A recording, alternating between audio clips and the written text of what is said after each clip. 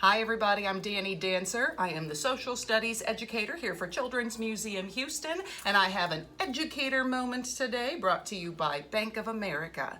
So I am actually in our Bank of America branch of our Kidtropolis exhibit because today we are going to be talking about something that is really fun to say. It's a cool thing to learn about, but it's fun to say because it is entrepreneurship. That's right, entrepreneurship. It's so fun, try it. All right, so an entrepreneur is somebody who often starts their own business. That's not the only way one can be an entrepreneur, but it's what we often think of. When we think of somebody who's an entrepreneur, it's somebody who maybe has created something new and then figured out how to build a business around it. Or an entrepreneur might be somebody who sees a need in their community or for a particular product, and they figure out how to market, how to kind of sell that product. So what we are going to be doing today is we are going to actually practice creating our own business. Now, this is something that you can do just for fun. You can think about for the future, what would be a business that you think it would be really cool to create, and why is that something that you would be excited about, and how would you make that successful? Or you could think about something that you could do right now. Even when you're kids, you can still have a successful entrepreneurialship. I don't think that was a word, but that's okay. You can actually have your own business. Like if you have ever had a lemonade stand. This is what we typically think of when we think of kids' businesses. Somebody decides, I'm gonna have a lemonade stand. I'm gonna set it up at the park. I'm gonna sell lemonade and cookies. That is actually an example of being an entrepreneur, because what you have to think about is all of the pieces that go in to having your own business. You have to think about what you want to sell, how much you're going to sell it for to make sure that you make a profit, because of course you have to pay for the things that you're selling if you're selling lemonade and cookies. You have to figure out who your customer is going to be and how you are going to market to that customer.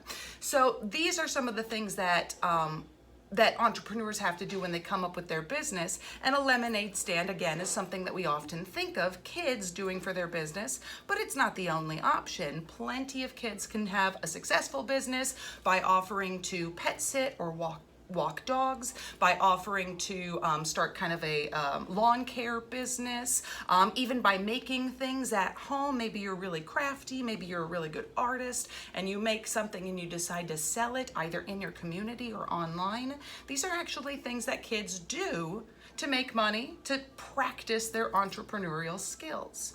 So what I'm going to show you here today is something we actually have at the museum. We have this in our Bank of America branch. And if you come to the museum right now, we have it in our adventure pack. But it is an example for a business plan.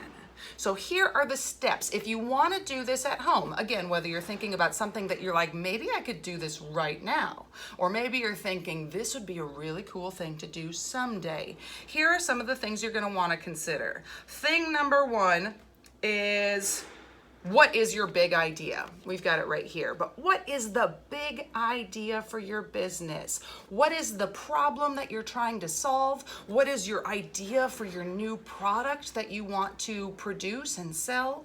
So come up with that first. What's my big idea? Based on that, you might come up with things like your business name. You might come up with a business logo, kind of an image that gets people's attention.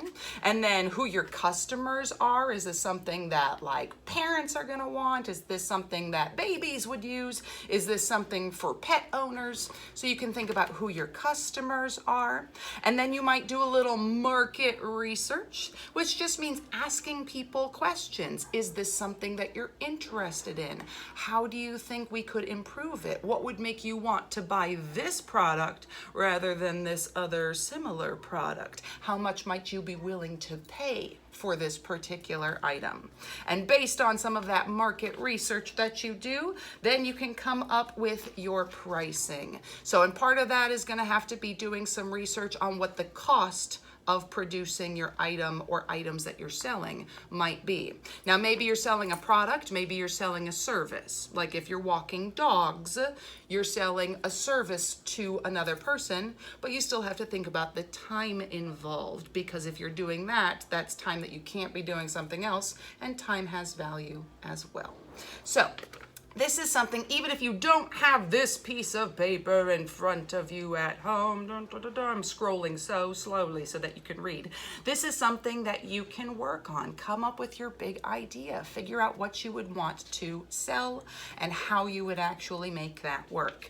Now, in the adult world, if you have an idea for a business, there's a lot more that goes into it. And we actually do have some of this stuff here at the museum as well, because you have to think about if you are needing space to sell your items, that has a cost involved. If you are getting licensing, registration fees, things like that, you might need insurance, you might need to pay somebody to create your marketing materials for you. So there are other costs involved as the business gets more complicated, but this is a great starting point. So that's what I want you guys to try out. See if you can come up with an idea. Even if your idea is a lemonade stand, that's awesome. My kids, they did a lemonade stand a couple of years ago. They figured out exactly what the cost was of the items they were going to buy, what they would have to sell it at to make a profit, and then what they were going to do with the profit that they made. And they actually figured it out so that they could